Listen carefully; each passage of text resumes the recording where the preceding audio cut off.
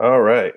Hello, everybody. This is Mr. Kokenchek, checking in from home, trying to teach you guys from home here. Let's see how this bad boy works here. I'm going to teach you a little bit about the roots of the Cold War.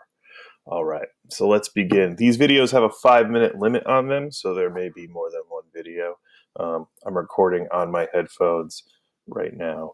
Hopefully the quality works for you. So give me a little feedback, guys, as well. This is just a test run.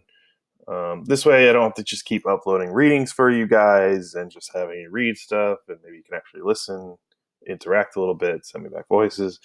Um, we'll keep going as we go along. All right, so roots of the Cold War.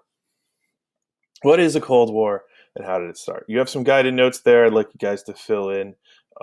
Nothing too complicated.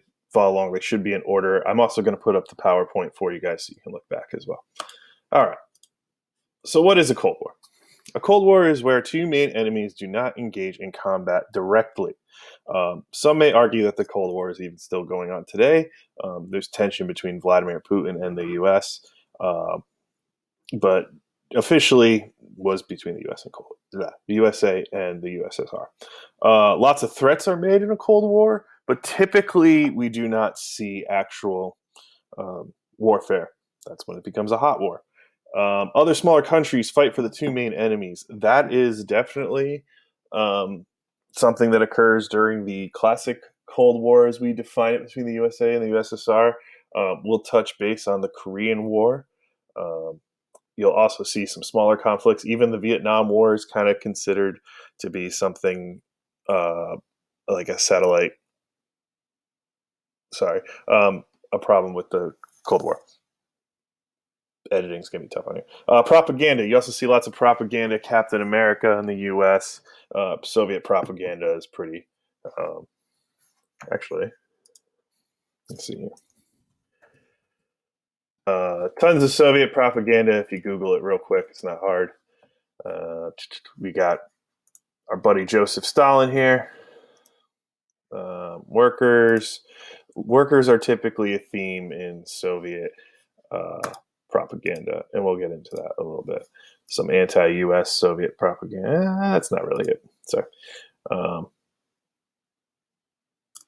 Some of these aren't real. That's a real one. I think I actually have that one somewhere. All right. Back to what we're doing. Sorry.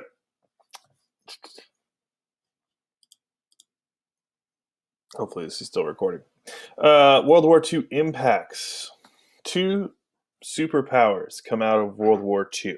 So that's going to be kind of how we go into the Cold War here. I know we kind of missed the end of World War II, guys. Apologize, but we all know the outcome. So two superpowers, USSR, or aka the Soviet Union, and the USA. The US is out of the Depression. All right, it's over. World War II really gets us out of that. We form the United Nations. The United Nations is an important organization that comes out of World War II. If you remember back to World War I, President Wilson did attempt to form the League of Nations, and that failed. A lot of the lessons that we learned from World War I of how we should treat countries after these wars are actually learned after World War II. And we prevent another rise of a fascist dictator in Europe.